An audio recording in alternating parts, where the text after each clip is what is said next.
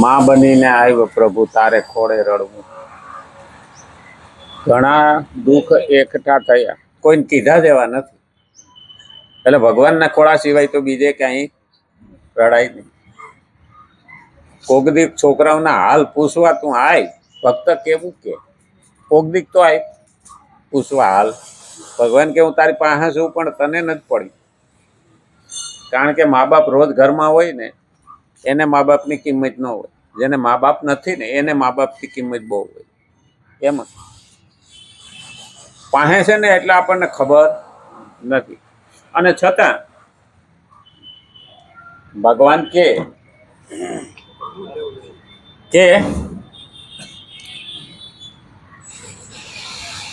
જગદંબા બનીને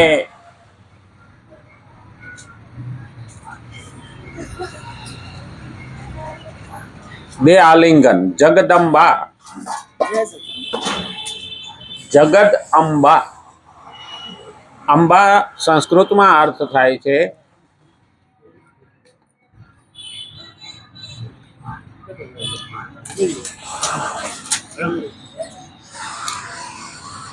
અંબાનો અર્થ છે અંગ વધારનારી. અને એટલે જગદંબા, જગતની અંબા, આખા જગતના અંગ વધારનારી માં એટલે જગદંબા, જગદ અંબા. તો માં બનીને આવી. આમે અત્યારે તો ગઈકાલથી નવરાત્ર શરૂ થયા. ચૈત્ર મહિનાના પવિત્ર નવરાત્રાની શરૂઆત થઈ.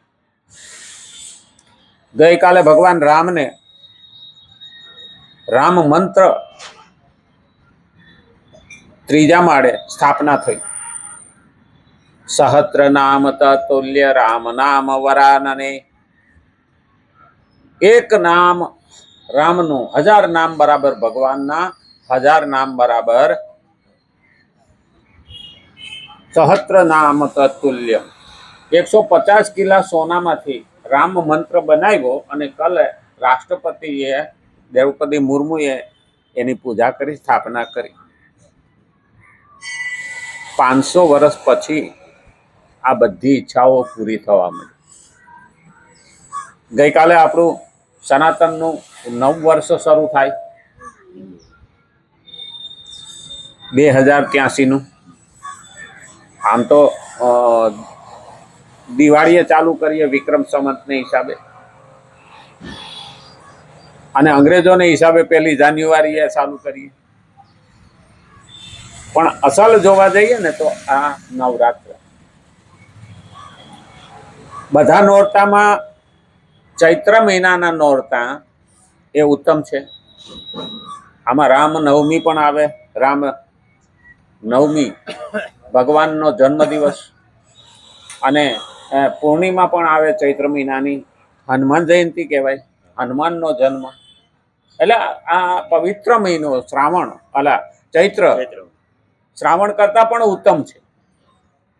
તો કેમ ગણ્યું?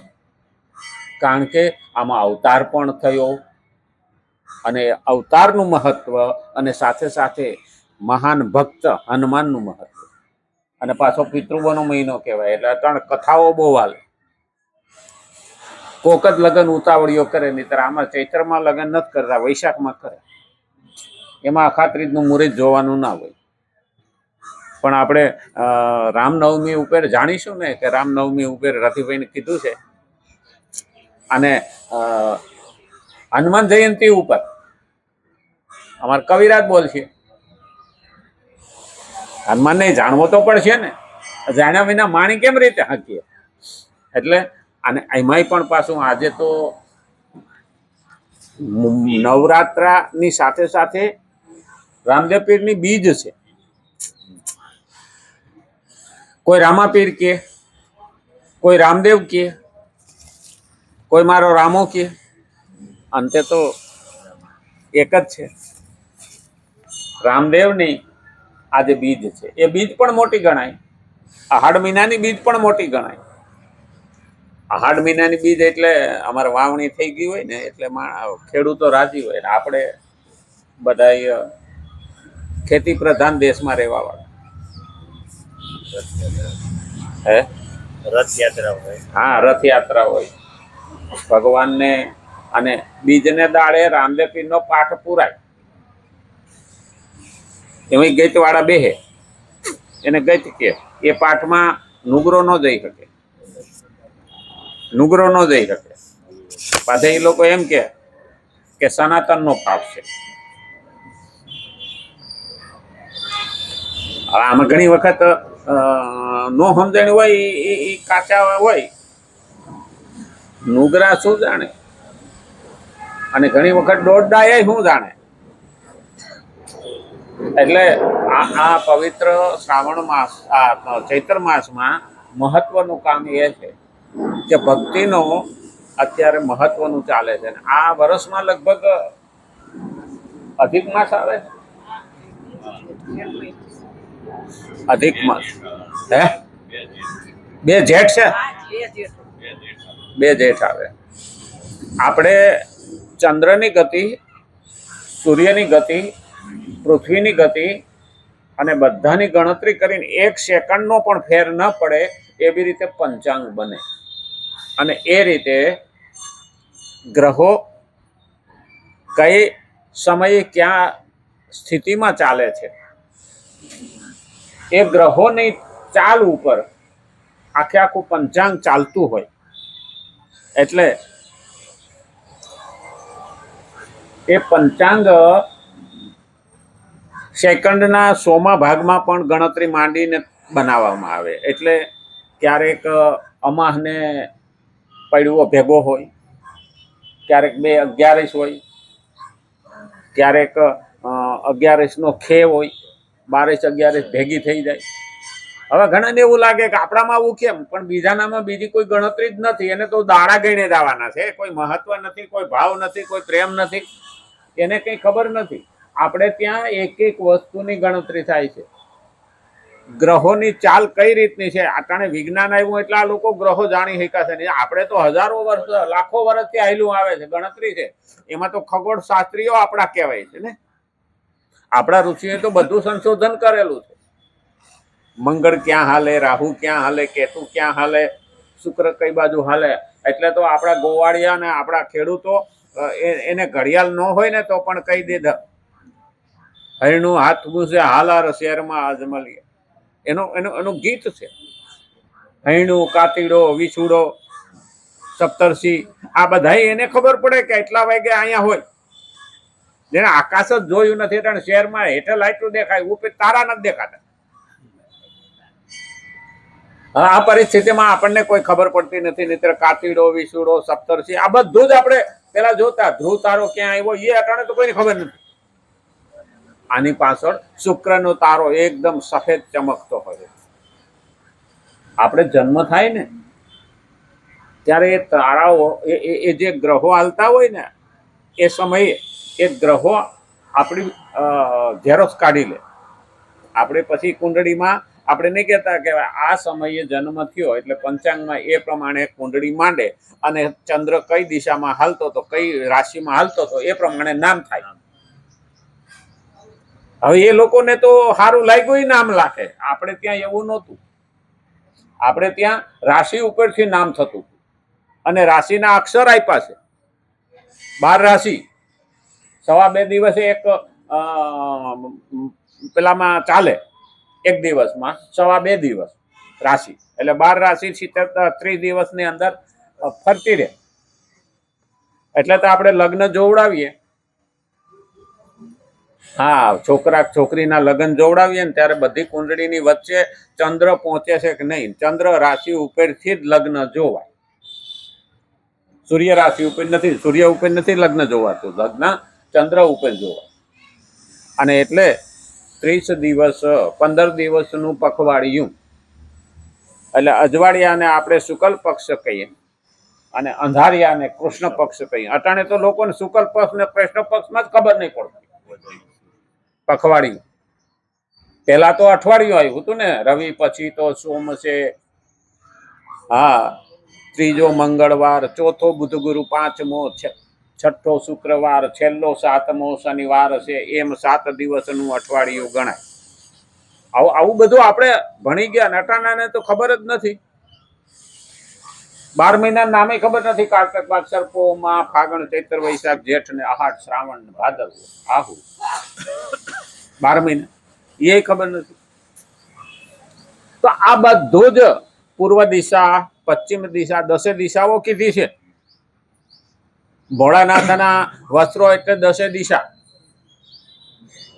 તો પૂરબ પશ્ચિમ ઉત્તર દક્ષિણ આ 4, પછી 4 ખૂણા ઈશાન અગ્નિ નૈઋત્ય અને વાયવ્ય આકાશ અને પૃથ્વી 10 દિશા થઈ ગઈ.